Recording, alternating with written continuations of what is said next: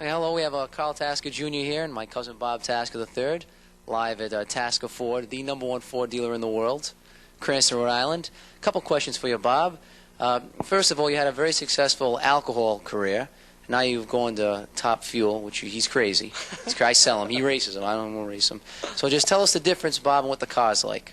Well, the cars are significantly different. You know, the alcohol funny car is no better place to learn how to drive a fuel car than drive an alcohol car.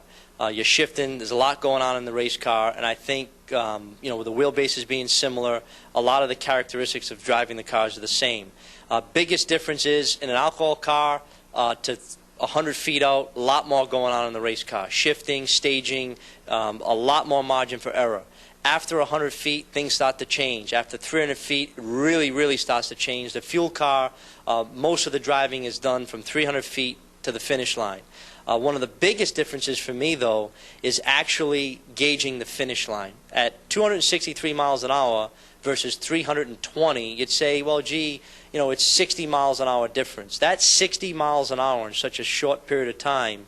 As a driver, knowing when to shut the car off, which becomes the most important thing in the race car once you cross the finish line, is stopping. And stopping the car is knowing when to step off the throttle. You really have to anticipate that finish line a lot more in a fuel car than you do in an alcohol car. I'd imagine. Now, obviously, you had a very successful alcohol career. You just give us a recap of your rookie season. So far, so good. Well, so far, so good. You know, if someone would have told me that I think 13 races in, we'd be number 10 in the points, I'd be real happy. Because what you don't realize is that November 1st, you know, Carl, you lived it with me, didn't own a part and didn't have an employee. So to start a fuel funny car program on November 1st with no employees and no parts is a pretty Herculean effort. And I give all the credit to the crew chief, Chris Cunningham, and the guys. Literally worked day and night.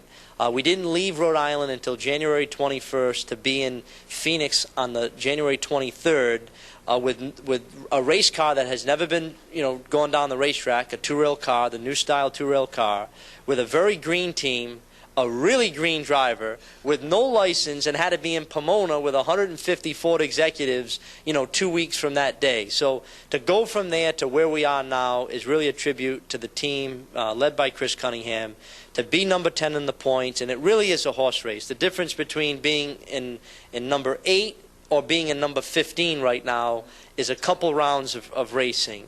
And we're going into the West Coast swing. We got Norwalk we're heading into now. I'd sign up to be where I am right now, knowing where we started November 1st. And I really have a lot of confidence that we're going to make this championship playoff deal. And once you get in, you can win. I say a funny thing. All the reporters say, well, what chance do you really think you have to win the championship your first year?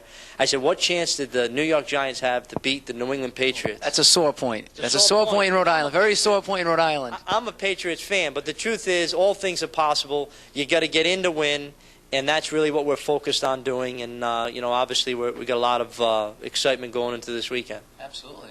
Thank you very much, Bob.